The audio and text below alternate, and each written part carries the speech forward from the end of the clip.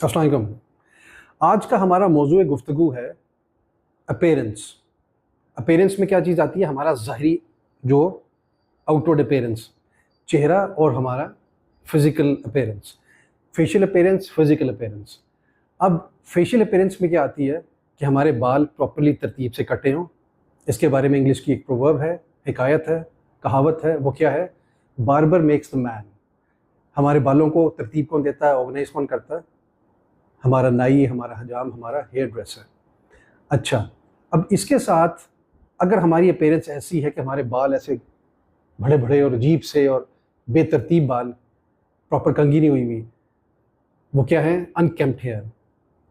अब मुझे एक शेक्सपियर की लाइन याद आ गई, कोटेशन उनकी, मेजर फॉर मेजर एक उनका प्ले है, उसमें से है कि his appearance is the worst thing about him, कि उसका जो चेहरा है वो उसके बारे में सबसे ख़तरनाक और खौफनाक बात। तो हमारी अपीयरेंस ऐसी नहीं होनी चाहिए कि कोई हमारे बारे में ऐसी सोच रखे। अब बीइंग अ स्टूडेंट या बीइंग अ प्रोफेशनल, दोनों मैं जावियों से बात कर रहा हूँ।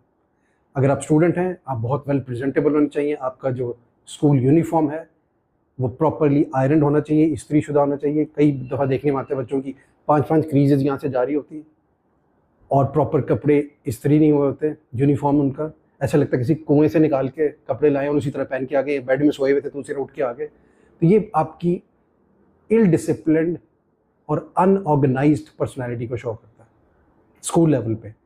तो स्कूल में बच्चे बेहतर होंगे तो अगली स्टेज पे जाके, एज में जाके वो बेहतर प्रोफेशनल्स भी बनेंगे। तो बेहतर प्रोफेशनल बनने का मतलब है कि आप अगेन छोटी एज से शुरू होते हैं बड़ी एज तक, और उसके बाद बड़ी एज में आप वेल प्रेजेंटेबल होने चाहिए। तो पहले हमने बात की फेशियल फीचर्स की, चेहरे के बारे में, और चेहरे के बारे में मुझे 2 प्रोवर्ब्स और याद आ गई, कहावतें इंग्लिश की। वो क्या है? Appearances can be deceptive.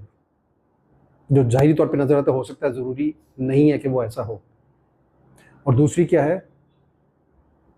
Never जज a book by its cover. किताब को उसके कवर पेज से जज नहीं करें।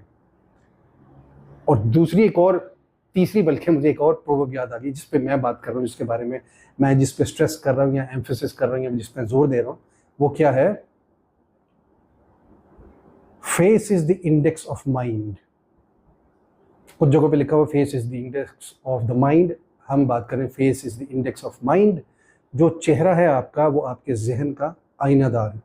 जो भी आपके चेहरे पे चल रहा होता है, तासुरात होते हैं, वो आपके जहन में जो भी हो रहा होता है वो चेहरे पे नज़र आ जाता है, चेहरे से अयां हो जाता है। तो ये 2 चीज़ें प्रोवर्ब्स के बारे में और हमारी फेशियल फीचर्स के बारे में। अब हम बात करें फिजिकल फीचर्स के बारे में। अब हम कहीं पे भी जाते हैं, फिर वही बात, बीइंग अ स्टूडेंट और बीइंग अ प्रोफेशनल, हम वेल प्रेजेंटेबल होने चाहिए। हमारा लिबास, हमारा जो भी हमने कपड़े पहने हुए हैं, हमारा अटायर, हमारा अपैरल, वो प्रॉपरली आयरन्ड और हमारी पर्सनालिटी के मुताबिक होना चाहिए। मैं ये बात नहीं कह रहा कि आपने सूट्स और आपने टाइज पहनी हो सारा टाइम, या आप सूटेड एंड बूटेड हो, ये भी मैंने नहीं कहा। मैं ये कह रहा हूँ कि आपको जो भी आपकी शख्सियत पे, पर्सनालिटी पे सूट करता है, उसके अकॉर्डिंगली पहने।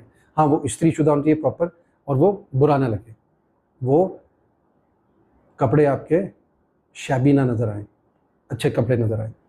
तो आप फेशियल फीचर्स, फिजिकल फीचर्स दोनों को इम्प्रूव करें, अपग्रेड करें, अपने आप को ब्लूम करें, ब्लॉसम करें। मैं ये मुहावरे हर जगह पे यूज़ करता हूँ, फ्लावर करें, अपने आप को अपग्रेड करें, और ये बहुत ज़रूरी है। अब इसमें हमारे कुछ जो हैं वो पब्लिक स्पीकर्स भी आ जाते हैं, दोस्त यार, और दूसरे प्रोफेशनल्स भी हैं, दोस्त अहबाब भी हैं। तो ये बहुत इंपॉर्टेंट है। मैं बार बार एम्फेसिस करता हूँ कि अगर आपकी appearance at the first glance, पहली नज़र में, अगर आपकी शख्सियत अपीलिंग और अनअट्रैक्टिव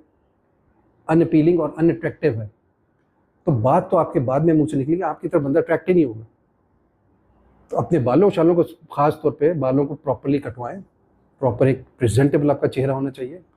उसके बाद फिर आपकी गुफ्तगू और अंदाज़े गुफ्तार आता है। इस पे ख़ास तवज्जो दीजिए, स्टूडेंट्स भी और प्रोफेशनल्स भी, दोनों अपनी ज़िंदगी में तरतीब और ऑर्गेनाइजेशन लेके आएँ।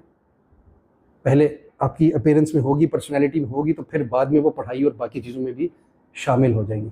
इस पे ख़ास तवज्जो दीजिए। मैं इस पे बार बार यही एम्फेसिस कर रहा हूँ। Thank you.